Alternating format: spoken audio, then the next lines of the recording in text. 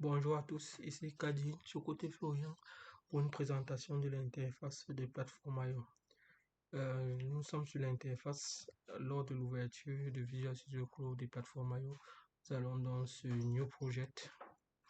Nous allons cliquer, nous voulons tester ici là E1 ESP32. Donc nous allons prendre ESP32. Nous allons choisir le board, donc la carte sur laquelle nous voulons faire l'expérience. Nous avons à disposition un Duit ESP32 DevKit 1. Nous allons prendre le framework Arduino et au niveau de l'emplacement, nous allons choisir l'emplacement par défaut location et nous allons cliquer sur Finish. The first installation require internet connection and maybe take a while. Need to install dependency to Ken Framework SDK. Dans ce message spécifique, lors de la première création d'un projet, il est toujours nécessaire d'avoir une connexion internet parce que il va aller sur internet pour pouvoir télécharger tout ce que vous avez vu là dans les toolkits, les plateformes ainsi que la SDK. Lorsque le projet est déjà prêt et à être installé, vous voyez dans l'interface qui se présente là que il y a de l'activation des extensions au bas de la page.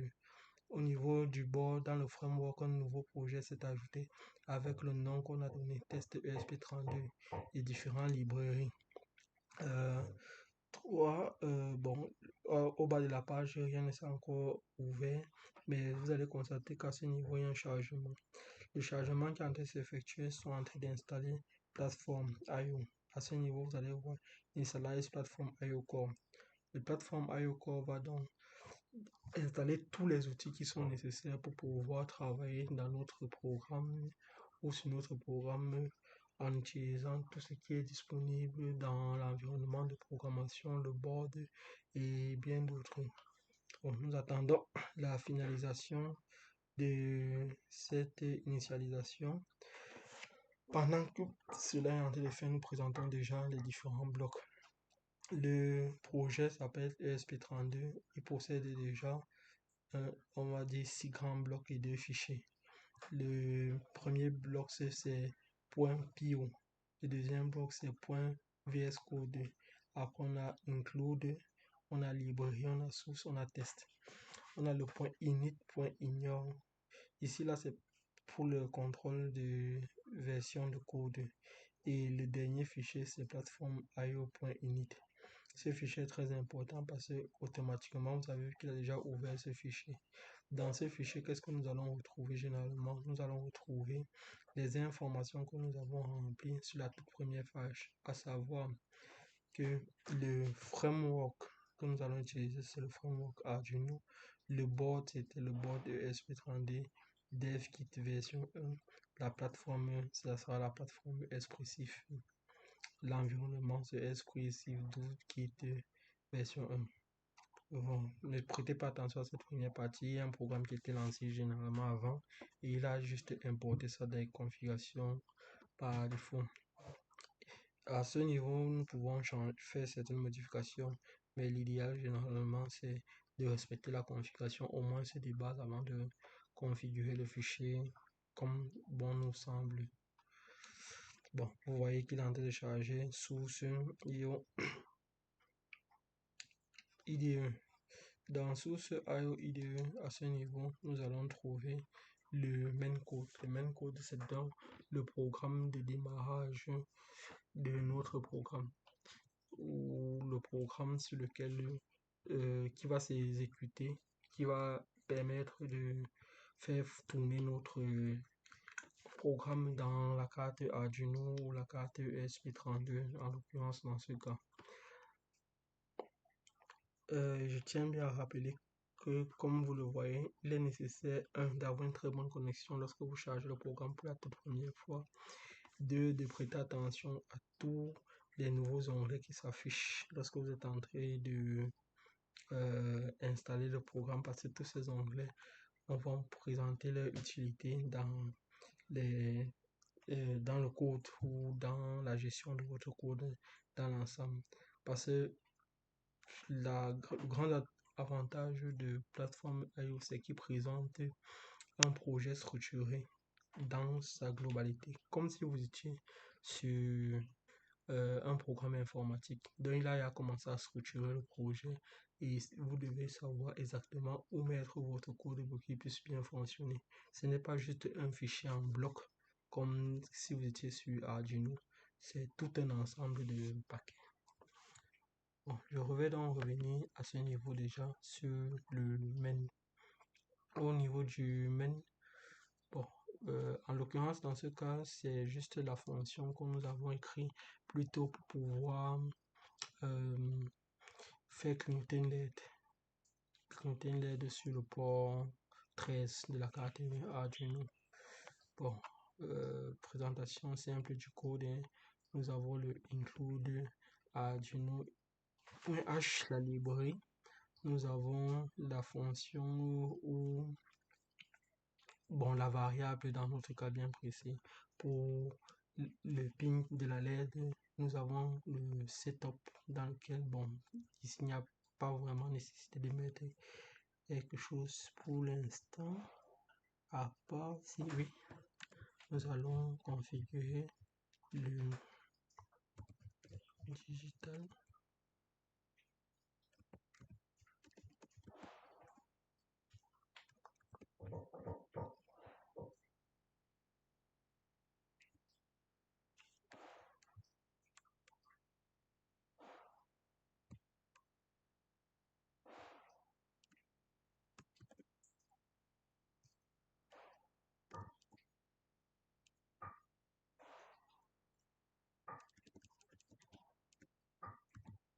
Voilà, c'est ce que je cherchais, désolé.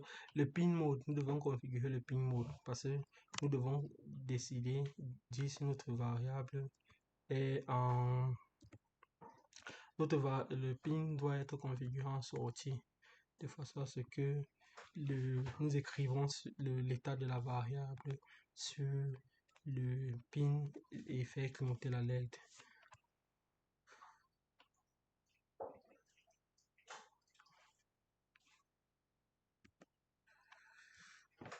Bon, si vous... Bon, nous allons entrer dans ces détails bien plus tard, mais vous aurez remarqué qu'il y a, pour ceux qui ont de la programmation, vous aurez remarqué qu'il y a une action qui s'est passée en background là et qui était très intéressante.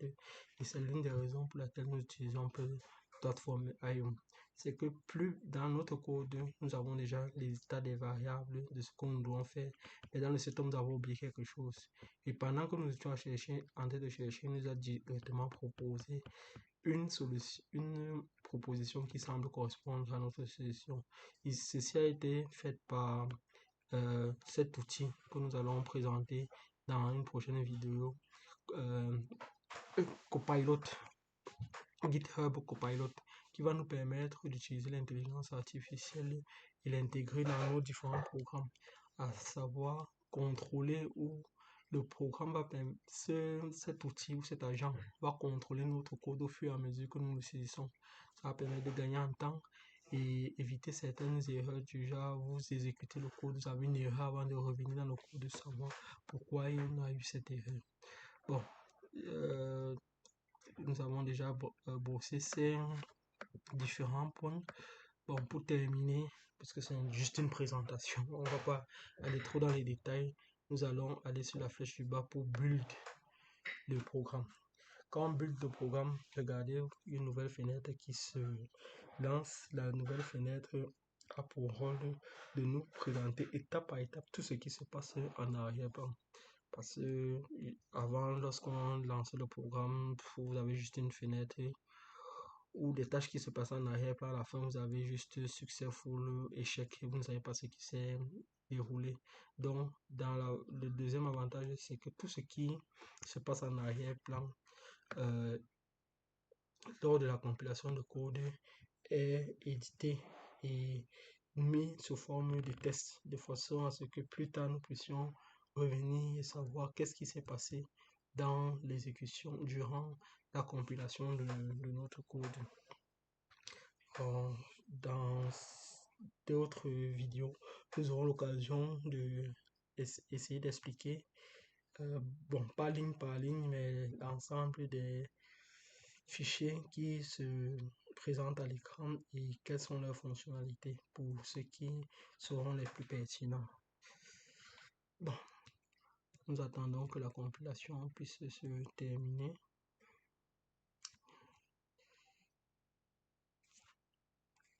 Après la compilation de notre code, nous allons essayer d'exporter notre programme dans la carte ESP32 qui est actuellement connectée sur la machine.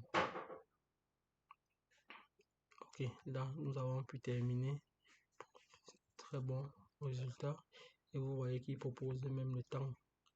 Deuxième partie, maintenant nous allons donc uploader notre programme dans la carte ESP32 qui est actuellement connectée. Et comme dans le cas précédent, vous voyez toujours que il documente où nous avons des sorties qui nous renseignent exactement sur ce qui est en train de se passer.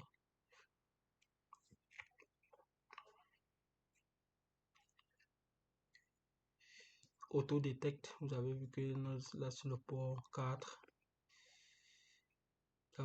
le port 4 a détecté, sur le port 4, effectivement, il y a une carte qui est connectée à une carte ESP32 version de la DOIT, la version 1. Et c'est sur ça qu'il essaye de charger le programme à cet instant. Là, nous avons le writing. Et enfin, nous avons le succès parce que c'est la deuxième carte qui est connectée. La première carte n'est pas connectée. C'est pour ça que nous avons fait sur la première carte. Je pense en grosso modo, c'est tout ce que nous pouvons dire de ces premières démonstrations prises en main de l'outil. Nous allons essayer de faire un peu des vidéos plus courtes et d'expliquer les programmes un peu plus détaillés dans les prochaines vidéos. Ces plusieurs aspects ont été juste brossés là et seront plus explicites dans les prochaines vidéos. Je vous remercie. À la prochaine.